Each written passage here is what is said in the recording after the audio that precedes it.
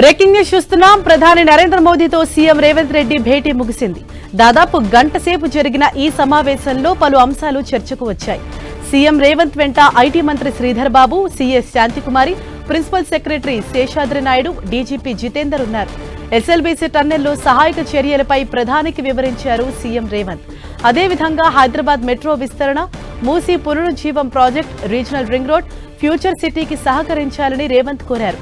BC కులగణన, SC వర్గీకరణ అంశాలను ఆయన ప్రధానితో రేవంత్ డిస్కస్ చేశారు. విభజన హామీలు, పెండింగ్ నిధులపై ప్రధానికి సీఎం రేవంత్ రెడ్డి విజ్ఞాపనలు అందించారు. ఇదే విషయంపై మరింత సమాచారం మా ప్రతినిధి గోపీకృష్ణ అందిస్తారు. గోపి, దాదాపు గంట పాటు జరిగిన ఈ సమావేశంలో ఏ అంశాలు ప్రధానంగా చర్చకొచ్చాయి?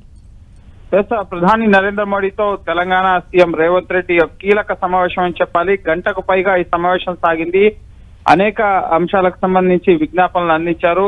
ఇటు తెలంగాణ రాష్ట్ర అభివృద్ధి ప్రాజెక్టులకు సంబంధించి రాష్ట్ర ప్రభుత్వ ప్రతిపాదనల్ని ప్రధాని ముందు ఉంచడం జరిగింది.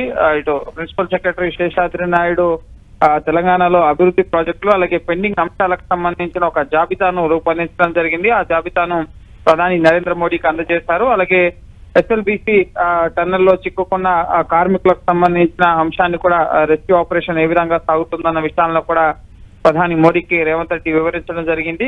కేంద్రం నుంచి అందుతున్న సాయానికి కృతజ్ఞతలు తెలపడంతో పాటుగా ప్రస్తుతం అక్కడ రెస్క్యూ ఆపరేషన్ కు సంబంధించిన వివరాలను కూడా ప్రధానికి వివరించారు. అలాగే ఇటు మూసీ పునరుజ్జీవన ప్రాజెక్టు, అలాగే ఎయిర్పోర్ట్ వరకు మెట్రో విస్తరణ, ఇటు రీజనల్ రింగ్ రోడ్ తో పాటు రహదారుల అభివృద్ధి, అలాగే ఫ్యూచర్ సిటీ, ఇటువంటి అంశాలను కూడా దీనికి కేంద్ర సహాయ సహకారాలు అందించాలని చెప్పి కోరారు. అలాగే పిఎం ఆవాస్ యోజన కింద రాష్ట్రాలకు ఇచ్చే ఇళ్లలో సుమారు 25 లక్షల రూపాయల ఇళ్లను తెలంగాణకు మంజూరు చేయాలన్న అంశాన్ని మరోసారి ప్రధాని వద్ద ప్రస్తావించినట్లుగా సమాచారం.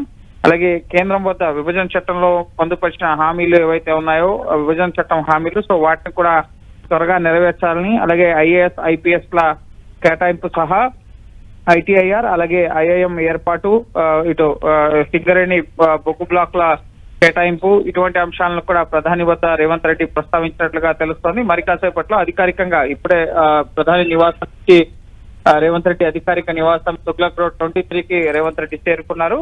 మరి కాసేపట్లో మీడియా చిట్ చాట్ ను ఏర్పాటు చేయడం జరిగింది. ఈ సందర్భంగా ప్రధానితో ఏ అంశాలని చర్చించారు, అలాగే ప్రధాని ఏ విధంగా స్పందించారు, ఈ అంశాలన్నిటిపైన కూడా ఒక స్పష్టత రాబోతోంది. అలాగే ఒక అధికారిక ప్రకటన కూడా ప్రధానితో చర్చించిన అంశాలకు సంబంధించి ముఖ్యమంత్రి కార్యాలయం విడుదల చేయబోతోంది.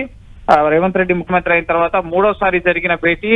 ఈసారి భేటీలో ఇటు ముఖ్యమంత్రితో పాటుగా మంత్రి ఐటీ పరిశ్రమల శాఖ మంత్రి దుద్దిళ్ల శ్రీధర్ బాబు, అలాగే సిఎస్ శాంతకుమారి, ఇటు ప్రిన్సిపల్ సెక్రటరీ శేషాద్రి నాయుడుతో పాటుగా డీజీపీ కూడా ఉన్నారు. సో అనేక అంశాలు ప్రధాని అలాగే రేవంత్ రెడ్డి మధ్య చర్చకు వచ్చినట్లుగా ప్రధానంగా బీసీ కులగణన, బీసీలకు రిజర్వేషన్ల పెంపు అంశంతో పాటుగా ఎస్సీ వర్గీకరణ, ఈ అంశాలను కూడా ప్రధాని నరేంద్ర మోడీకి ఇటు రేవంత్ రెడ్డి వివరించారు. అలాగే ఇటు నెక్స్ట్ కేంద్రం అనుమతి రిజర్వేషన్ల పెంపుకు సంబంధించి కానీ ఎస్సీ వర్గీకరణ విషయంలో కానీ కేంద్రం దీన్ని రాటిఫై చేయాల్సి ఉంటుంది కాబట్టి సో ఈ అంశాలను కూడా ప్రధానికి వివరించి త్వరలోనే అసెంబ్లీలో బీసీ కులగణనకు సంబంధించి ఒక తీర్మానం చేసి కేంద్రానికి పంపబోతున్నారు. అలాగే ఎస్సీ వర్గీకరణ చట్టానికి సంబంధించి కూడా రాటిఫికేషన్ కోసం కేంద్రం వద్దకు పంపబోతున్నారు కాబట్టి సో ఈ అన్ని అంశాలను కూడా ప్రధానికి వివరించడం జరిగింది. సో ఓవరాల్ గా ఈ భేటీలో ముఖ్యంగా కీలక అంశాలు ఇటు తెలంగాణ అభివృద్ధి ప్రాజెక్టులకు సంబంధించిన అంశాలకి ప్రధాని ఏ మేరకు సానుకూలత వ్యక్తం చేశారు. ఇప్పటికే మెట్రో రైలు విస్తరణకు సంబంధించి డిపిఆర్ ని సిద్ధం చేసి కేంద్రానికి పంపించడం జరిగింది.